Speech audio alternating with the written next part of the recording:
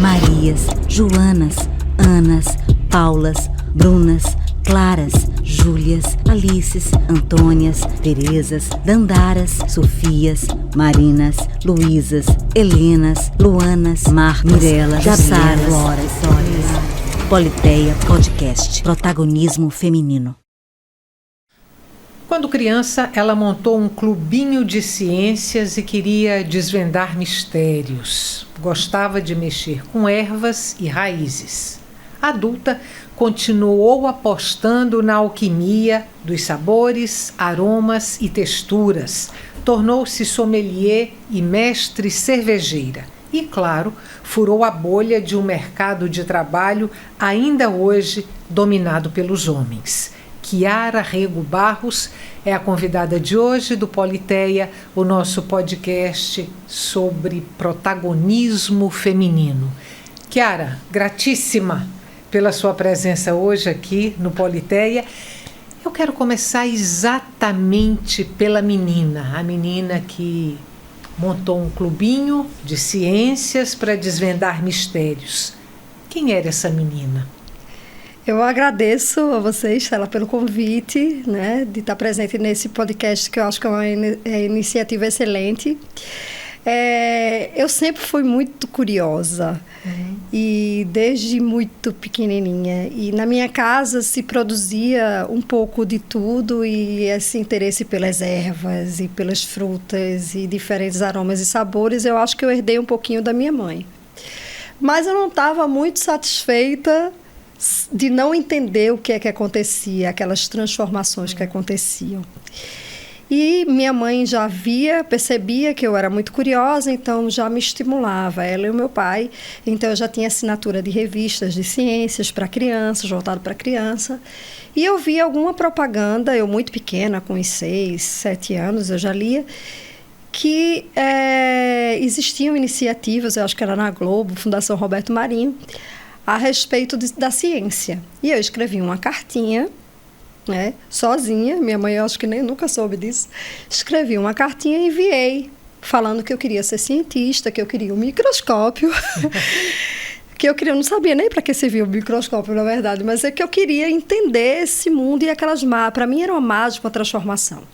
E eu recebi uma resposta, e foram eles que deram a ideia de que eu montasse um clube de ciências para tentar entender.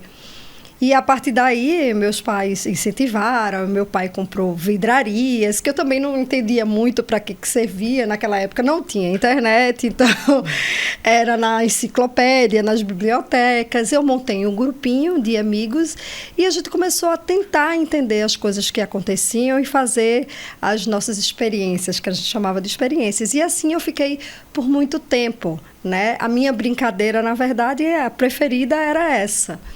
E era uma brincadeira que eu levava a sério. Quem frequentava o clubinho? Meninas e meninos ou era um clube da Luluzinha? Eram mais 2 meninas e apenas um menino. Porque eu olhava o currículo, né? Eu queria as pessoas mais inteligentes comigo e eu fiz uma pré-seleção e aí convidei essas pessoas.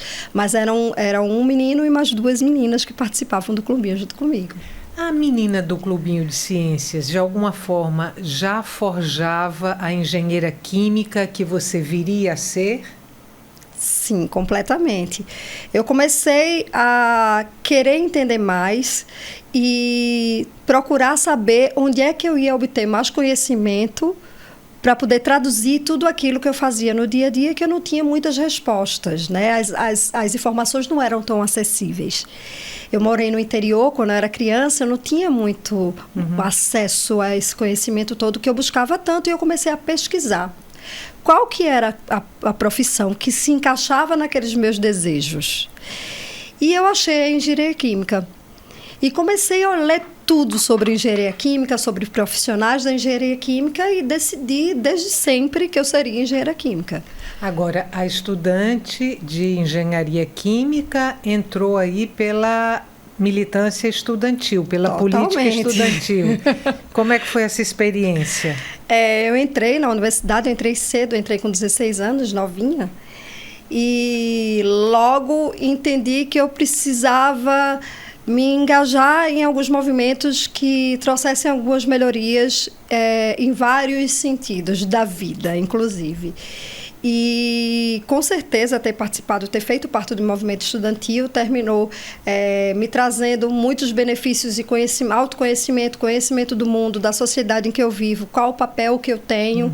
Então começou com pequenos movimentos e pequenas conquistas e melhorias ali dentro ao meu redor, da minha comunidade, que era na universidade, e isso foi se expandindo. Então com certeza me desenvolveu bastante como pessoa passar por isso, e foi fundamental para me tornar, inclusive, a profissional que eu sou hoje e as coisas que eu faço na minha vida, as decisões que eu tomo. Chiara, foi a engenharia química que levou você para o mercado cervejeiro? Sim, eu terminei a faculdade e era um universo muito masculino, a engenharia, apesar da engenharia química ter até bastante mulher, mas era um universo completamente masculino. A gente tinha dificuldade de conseguir estágio, então a militância também ia por esse caminho já nessa época, de brigar por vagas e que tivesse mais vagas disponível para as mulheres, que normalmente tinham uma alternativa de ir seguir o mundo acadêmico, não necessariamente porque desejavam seguir a carreira acadêmica, mas porque era a opção que elas tinham disponíveis para elas, e eu não aceitava isso. Eu estava fazendo engenharia química porque eu queria ir para a indústria. Então, existia esse lado também na militância que brigava por busca de espaço, por abertura de espaço. E quando eu terminei a faculdade, eu consegui uma vaga na Ambev na época, né, que era uma grande cervejaria, e eu fui contratada lá. Assim que eu me formei, eu já fui contratada lá. E foi assim que começou a minha jornada no mundo da cerveja. E aí que eu me tornei mestre cervejeira e todo o resto da história. Bom, aí você é mestre cervejeira e sommelier de cerveja. 2 perguntas para você. Qual a diferença entre uma coisa e outra, a mestre cervejeira e a sommelier? E como é que foi, assim, o ingresso nesse mercado de predominância masculina? Quando eu te pergunto como foi, as dificuldades que você precisou vencer, as curvas que você precisou fazer para garantir o seu lugar nesse mercado. É difícil até hoje, né? Isso tem quase 19 anos já, né? Eu comecei em 2004. Né, como cervejeira, e a diferença básica, eu vou chegar nas outras respostas, mas a diferença básica entre a cervejeira e a sommelier é que o profissional de cervejaria da indústria, que é o cervejeiro ou a cervejeira, é responsável desde o recebimento da matéria-prima, a avaliação daquele produto para ver se ele está adequado ao processo, confecção da receita da cerveja, até acompanhamento de toda a produção até o produto acabado. E isso passando por todas as avaliações sensoriais que a gente faz ao longo do processo. Então, o cervejeiro cuida de tudo, a cervejeira vai cuidar de tudo no processo cervejeiro, vai garantir que aquela cerveja vai sair com qualidade e vai sair adequada para o consumidor, né? A sommelieria, né, o profissional da sommelieria trabalha com a parte mais sensorial. E pode trabalhar em fábrica também, na parte de desenvolvimento de receita e de avaliações sensoriais, mas ele é muito mais voltado, eu brinco, que é da porta da fábrica para fora, para o cliente. O sommelier é o elo de ligação entre o produto, né, que sai da fábrica com o consumidor. O que é que o consumidor deseja? E aí existem várias demandas para esse profissional, como eventos de harmonização, degustações guiadas, para fazer com que as pessoas conheçam o produto e se encantem pela cerveja. É um profissional muito voltado para o serviço, mas não apenas para isso, né? Servir é lindo, é uma profissão linda e que muitas vezes aqui no Brasil a gente enxerga como uma profissão menor, né? E devia ser enxergado, no meu ponto de vista, de outra forma, né? Que maravilha é você servir bem, né, e encantar as pessoas. Eu ia te perguntar assim sobre harmonizações possíveis para a cerveja, mas vou deixar isso para depois. Eu vou trazer para você agora umas informações que eu garimpei, né, sabendo que eu ia lhe entrevistar. Eu fui garimpar informações, obviamente, Não sei se eu estou aqui com as informações corretas, mas o meu garimpo resultou no seguinte. Informação 1. A cerveja tem origem milenar, surgiu na Suméria e Mesopotâmia, depois chegou ao Antigo Egito e era produzida por mulheres. Os gregos eram pouco afeitos à cerveja, que era considerado uma bebida feminina, enquanto o vinho era considerado uma bebida masculina. Aí, para arrematar, ao longo dos séculos, a cerveja foi se tornando cada vez mais território dos homens.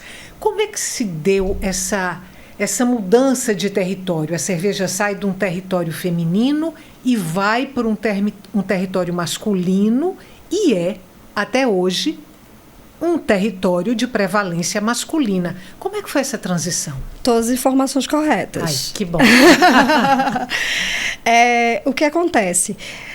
A cerveja, assim como outras bebidas que surgiram na antiguidade, elas eram produzidas com o que se tinha disponível, na verdade. Né? Então, o que acontece é que a gente gosta muito de falar, a gente que eu digo do mercado cervejeiro, é que não existem bebidas superiores a outras, né? Todas as bebidas têm a sua complexidade e têm o seu valor, e a gente precisa enxergar dessa forma e fazer da melhor maneira possível para as pessoas consumirem. Esse é um ponto, né? Então, não existe posicionamento diferente entre a cerveja e o vinho. Mas a gente enxerga que isso vem desde essa antiguidade que você deu destaque. O que acontece é que na região onde se produzia cerveja, o que se tinha disponível eram grãos. Né? Então, acidentalmente, provavelmente, aqueles grãos foram deixados ao relento, com a chuva, algumas enzimas se desenvolveram, choveu de novo, fermentou e virou uma bebida e era o que se tinha disponível. Vou consumir isso aqui. Eu bebo, fico inebriado, porque tem presença de álcool, mas as pessoas não sabiam de onde vinha. Então, eles atribuíam essa alegria quando se bebia aquela bebida, né, que a gente chama de cerveja hoje, mas que deveria ter outros nomes, aos deuses, porque se cultuavam deuses, mais precisamente deusas. Né? Então, existia inclusive a deusa que eles tratam como a deusa da cerveja, a deusa Ninkasi. Tem um hino para Ninkasi lá na pedra, né? Tá lá, tem um registro disso. A primeira receita que a gente considera de cerveja é esse hino a Ninkasi. Então, como é que as mulheres saíram das deusas até as bruxas da Inquisição, até serem eliminadas do mercado cervejeiro, serem limadas, seus lugares serem limados? A cerveja era uma bebida produzida por mulheres porque a mulher sempre teve o papel de cuidar, né? De cuidar, de cozinhar, de cuidar no geral. E a bebida era produzida como um alimento, era cozinha, né? Então, era uma produção de alimento, por isso que sempre foram as mulheres que produziram a cerveja. Crianças bebiam cerveja, obviamente não tinha o teor alcoólico que a gente tem hoje, era uma bebida completamente diferente e fazia parte da rotina, da dieta diária das pessoas, né? Inclusive porque em alguns momentos era mais seguro tomar cerveja do que tomar água. E aí, lá pela Idade Média, por aí, as mulheres já tinham protagonismo, elas eram conhecidas como alewife, que é a esposa da cerveja, né? Fazendo uma tradução meio tosca. Mas essas mulheres, elas preparavam o alimento e a bebida e o que sobrava, elas comercializavam. Elas começaram a comercializar. E, a partir daí, elas começaram a receber pessoas que viajavam, né? Que se hospedavam naquele lugar, tinha aquele pouso. Começaram a nascer as tabernas, as hospedarias, e tudo era responsabilidade dessas mulheres. A partir daí, foi que nasceram as public houses, que a gente chama de as casas públicas. E a partir do public house surgiram os pubs, que a gente conhece até hoje, né? Que são super famosos, principalmente no Reino Unido. Né? Vieram dessas casas públicas que eram as mulheres que cuidavam. E a partir daí, as pessoas enxergaram que havia uma monetização daquilo. Né? As alewives começaram a perder espaço E aí algumas sim viraram bruxas, porque elas foram desclassificadas em alguns momentos, porque alguns homens naquela época começaram a enxergar um viés econômico naquilo. As cervejarias, que na verdade não eram cervejarias, eram lugares, bares que vendiam a bebida, começaram a crescer, a demanda aumentou do produto e eles começaram a taxar essas mulheres. Elas tinham limitação na compra de matéria-prima e limitação na precificação do produto, elas não podiam tirar empréstimo. Então, quando elas começaram a ganhar liberdade, algumas que não queriam mais nem casar, porque estavam com liberdade, né, financeira, inclusive, elas começaram a ser podadas. E nesse momento, nesse período, houve uma criação de uma associação. Tem um livro que fala só disso, eu adoro. E uma associação justamente para fazer esse controle tributário. E aí foram nascendo mais cervejarias e as mulheres aí perderam força, porque surgiu aquela profissão do cervejeiro e a cervejeira saiu de cena. Então, a partir daí, a gente começa a perder espaço na produção de cerveja. É muita história. Chiara, o quanto você precisou estudar para se tornar sommelier e mestre cervejeira? Bastante. Uma coisa que facilitou muito é que eu já era engenheira química, então eu já tinha uma base forte, intensa de conhecimento nessa área. Mas, obviamente, que a gente precisa de um conhecimento específico. Então, existem cursos direcionados para você se tornar cervejeira, né? Eu me tornei sommelier muito tempo depois, na verdade. Então, além dos cursos que vão surgindo ao longo do tempo, então eu fiz o curso para me tornar cervejeira, passei um ano só estudando, a empresa custeava esse curso e aí você ficava dedicada apenas a fazer isso, né? É importante isso também. Mas tem o conhecimento tácito, né? Que a gente só aprende fazendo, né? E que eu aprendi com as melhores pessoas, que são aquelas pessoas que estão lá no chão de fábrica, vivenciando os processos. Então, era por que o dia inteiro? Por que isso? Por que aquilo? Então, nunca tive vergonha de perguntar. E isso também é uma coisa muito positiva, porque a minha aceitação, eu acho, por eles foi mais fácil, né? Porque eu cheguei dizendo o que eu sei e o que eu não sei, e eu preciso de vocês têm que me ajudar. Quando eu comecei a trabalhar, eu era uma menina nova, estava recém-formada, e tinha pessoas lá que tinham tempo de trabalho mais do que eu tinha tempo de vida, né? Então, eu tive que saber me inserir nesse espaço, nesse universo, que eu era a única mulher. Fui lá para ser chefe deles, né? Daquelas pessoas que me receberam com uma certa desconfiança, óbvio, naquele momento, mas que a gente foi se conhecendo e eles me deram muito suporte. Eu aprendi muito com essas pessoas, né? E a gente trabalhou, essa equipe eu trabalhei 8 anos com essas pessoas que me ensinaram praticamente tudo que eu sei até hoje. Ou seja, de quando você começou para cá, você falou, já se vão quase 20 anos ou quase 19 anos. O que é que mudou de lá para cá do ponto de vista da inserção feminina nesse mercado de trabalho? Eu acredito que a gente precisa caminhar muito ainda. A gente está muito longe do que a gente precisa. As grandes empresas, elas estão mais preparadas para receber essas mulheres por toda a estrutura que se tem. Mas as pequenas cervejarias ainda têm uma certa dificuldade, porque muitas pessoas acreditam que é preciso um esforço físico e que algumas mulheres não têm capacidade. Isso não é verdade. Mas, por outro lado, a capacidade técnica da pessoa não está na força dos braços, e sim na força que ela tem na cabeça. Né? O cervejeiro tem uma função de pensar, de analisar, de avaliar processos. E se existe algum processo físico que exige esforço, esse esforço ele não deveria ser permitido nem para homens e nem para as mulheres. Né? Porque você tem uma série de problemas ergonômicos, por exemplo, que podem trazer problema para a saúde do trabalhador de uma maneira geral. Então, isso não é uma justificativa plausível para se evitar que existam mulheres na área de produção. Então, ainda existe um preconceito gigante em relação às mulheres. Eu estou há bastante tempo no mercado, então hoje comigo eu sinto que é bem menor do que com outras meninas que estão começando agora, mas aí eu preciso ter 20 anos de estrada para que as pessoas me enxerguem dessa forma, né? Se você colocar um homem e uma mulher que tem 1 ano de experiência, eles vão ser tratados de maneira completamente diferente ainda. Se tiver que ser feita uma escolha entre um homem e uma mulher, cada um com 1 ano de experiência, que foi o exemplo que você deu. Provavelmente vai ser o homem. O homem será escolhido. Provavelmente. As mulheres que eu conheço, que trabalham na produção, no chão de fábrica, elas normalmente, de uma maneira geral, em maioria, elas têm uma formação acadêmica muito mais robusta do que os homens. Eu não tenho dados estatísticos, mas do meu conhecimento e das minhas andanças pelo Brasil inteiro,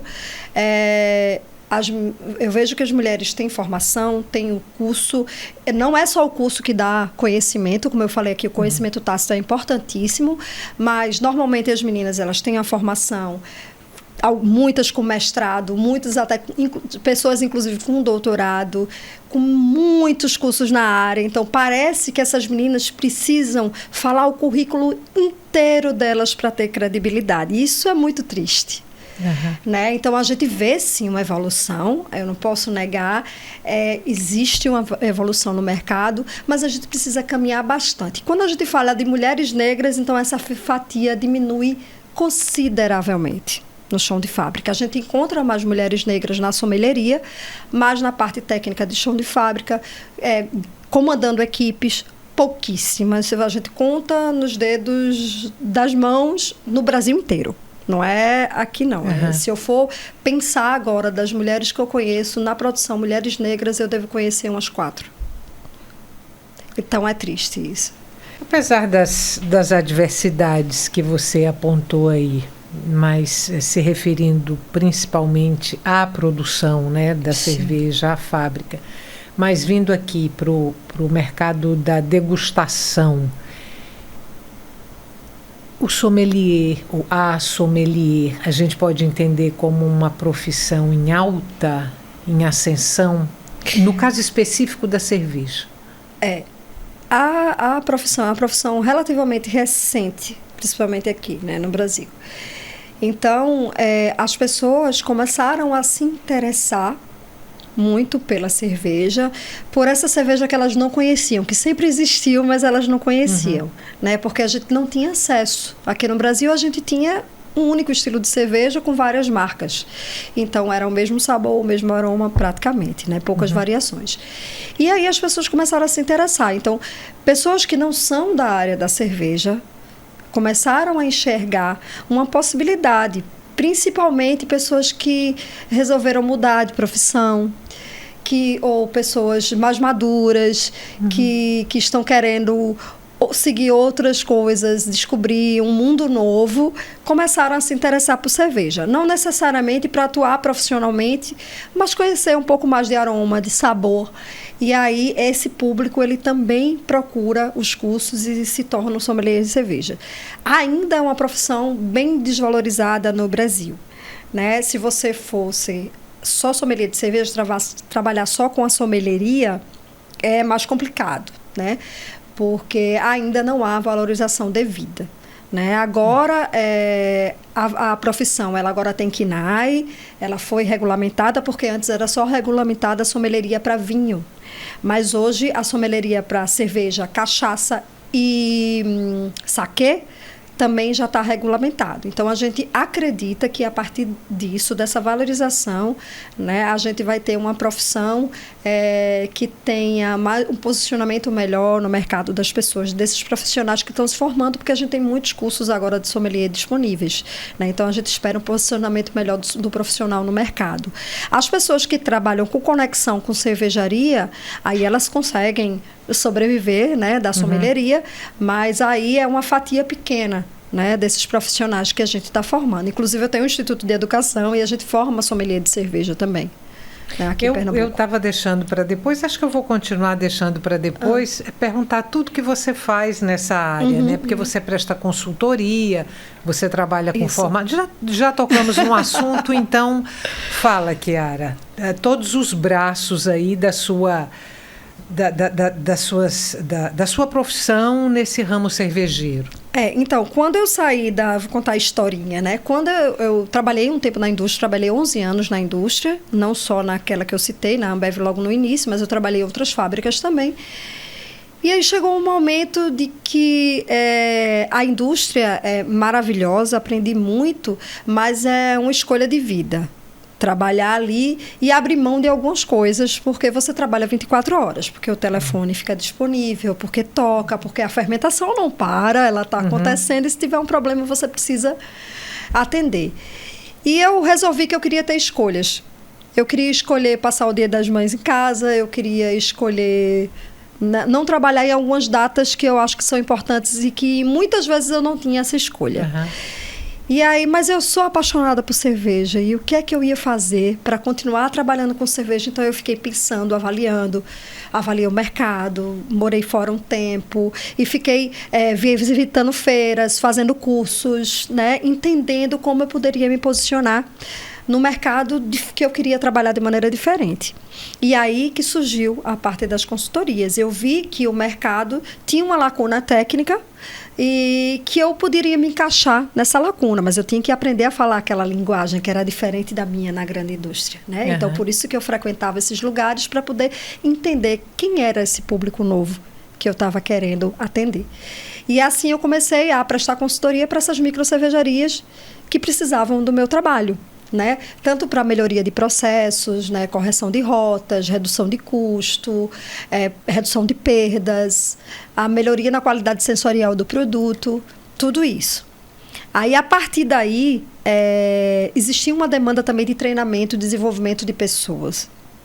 Principalmente aqui no Nordeste também tinha muito. Eu já dava aula em algumas instituições de ensino, como convidada, então eu dava aula em São Paulo, em outras regiões. E aí, eu comecei a dar aula aqui em Pernambuco, mas eu não morava aqui nessa época. Eu morava em Belém do Pará, porque eu tinha sido transferida por uma cervejaria para lá. Que, aliás, tem cervejas ótimas, né? O Pará. Sim, sim. E está nascendo, muitas cervejarias estão nascendo. Cervejarias artesanais também no Pará. Né? Então, eles têm bastante criatividade, usam ingredientes locais também em algumas das cervejarias. Então, tem um mercado crescendo lá no norte também. Ainda pequeno, mas crescendo. E daí existia essa lacuna de conhecimento, foi quando eu conheci, né? Eu já conhecia, mas comecei a me aproximar de mais outras duas mulheres, e a gente começou a entender que a gente tinha um papel de criar espaços para outras mulheres também, né? E de inserir essas pessoas e de trazer o conhecimento para o Nordeste de uma maneira mais acessível, né? E falando com a nossa linguagem. E foi assim que nasceu o Instituto Ceres, o Instituto de Educação. Só tem o nosso instituto no Norte-Nordeste, um instituto de educação voltado para a cerveja. Então, a gente trabalha com desenvolvimento de pessoas, tanto de profissionais quanto de pessoas que são curiosas e têm o interesse de aprender com a bebida. Então, tem toda a parte de educação e a parte de consultoria também. Então, eu terminei abraçando outras áreas do conhecimento na área de cerveja, não só da produção. Chiara, você falou em cervejas artesanais. Esse mercado cresceu no Brasil, e aí eu quero saber de você se, junto com essa dilatação do mercado da cerveja artesanal, se também foi ampliada a participação feminina no mercado cervejeiro, se uma coisa puxou a outra. Não necessariamente, né? Mas assim, o interesse sim, porque era uma profissão meio desconhecida das pessoas, quando só existiam as grandes indústrias. A gente vivia o nosso mundinho dentro da fábrica, não tinha também essa explosão de redes sociais onde as pessoas falavam do seu trabalho, era uma coisa meio uma caixa preta, a gente não podia tirar foto dentro da empresa, não existia isso que existe hoje, né? Se eu tenho pouquíssimas fotos em algum equipamento, é muito difícil achar. A partir do momento que a cultura cervejeira ela começa a se propagar e as pessoas entendem que elas podem fazer cerveja, inclusive em casa, as pessoas enxergam uma porta aberta.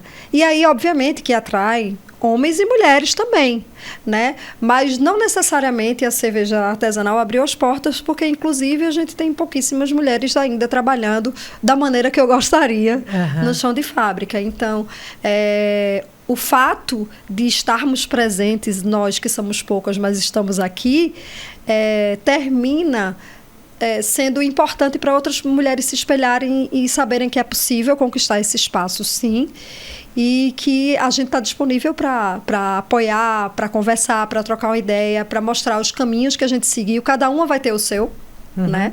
Porque as possibilidades que aparecem, elas são diferentes para cada uma, mas para tentar orientar e ajudar essas mulheres a conseguirem seu espaço também. Harmonizações possíveis com a cerveja? Infinitas. Coisas importantes sobre a harmonização.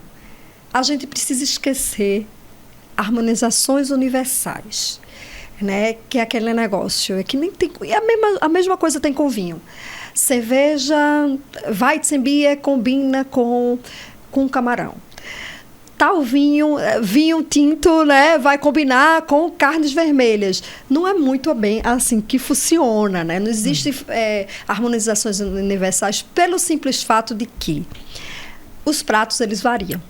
Eles têm condimentos diferentes, eles têm modo de preparo diferente. Então, se eu falo de um camarão aqui ao alho e óleo, é diferente de um camarão no vapor, que é muito diferente de um camarão que tem um leite de coco, que tem um molho de tomate. Então, essa composição de sabor do prato influencia completamente na harmonização. Então, eu gosto de partir do princípio que a primeira coisa, a harmonização não tem regra. Tem algumas diretrizes que a gente utiliza para nos orientar, mas não tem regra. O segundo ponto importante, se você harmonizou e você gostou, é a melhor harmonização do mundo. Tá? Porque a gente tem que se sentir feliz consumindo aquela bebida e aquele alimento. Tem que ser um momento de prazer. Então, nem tudo que é bom para mim pode ser bom para você. Então, são as coisas básicas para a gente começar a conversar sobre a harmonização. E, a partir daí, a gente vai vendo alguns princípios que vão ajudar a gente a entender. Então, se eu tenho pratos leves, uma bebida que seja leve, porque o principal é o equilíbrio. Eu não posso deixar a bebida roubar a cena e nem um prato roubar a cena, tá? Então, de uma maneira geral, eu falei aqui que não tinha harmonização universal, mas eu vou falar alguns exemplos só para a gente entender mais ou menos como funciona. Falar de harmonizações que são bem básicas e que normalmente as pessoas começam. Muita gente não sabe que podemos harmonizar, por exemplo, cerveja com sobremesas. Funciona lindamente bem, porque a gente tem mais de 150 estilos de cerveja catalogados. Não é possível que não tenha um que você não goste. Quem fala que não gosta de cerveja não achou a cerveja ainda, pode me perguntar que você vai achar, tenho certeza. Então, por exemplo, existe uma harmonização clássica que são brownies, por exemplo, ou algum bolo de chocolate, uma floresta negra, por exemplo, com cervejas stout, que são cervejas escuras, que têm notas de torra. Então, eu tenho um amargozinho ali da torra, da cerveja, e eu tenho o doçor daquele bolo. Então, eu tenho uma harmonização por contraste. O amargor com o doçor. Então, o que a gente procura também é fácil harmonizar se a gente pensar assim, harmonização por semelhança. Eu vou para um churrasco, normalmente o que é que a gente faz? Pega a cerveja mais leve que tem, deixa ficar muito gelada e consome com aquela carne ali grelhada que está saindo no churrasco. A cerveja morre, né? Porque a carne tem gordura, é untuosa, ela vai tomar conta de tudo. É legal para você? Maravilhoso. Não harmonizou, mas está tudo bem. Então, por que não procurar uma cerveja que tem uma leve tostinha, que vai harmonizar por semelhança com essa carne? Então, eu posso ter, por exemplo, uma Brown Ale, que é uma cerveja que tem uma coloração castanha, que pode trazer levemente essas notas de tosta e vai harmonizar lindamente com essa carne. A gente vai chamar você de novo para você vir aqui dar uma aula para a gente de como consumir a cerveja, consumir bem. E para a gente encerrar, eu quero te fazer uma última pergunta É quase um sim ou não, porque o nosso tempo estourou. Tá, falo muito.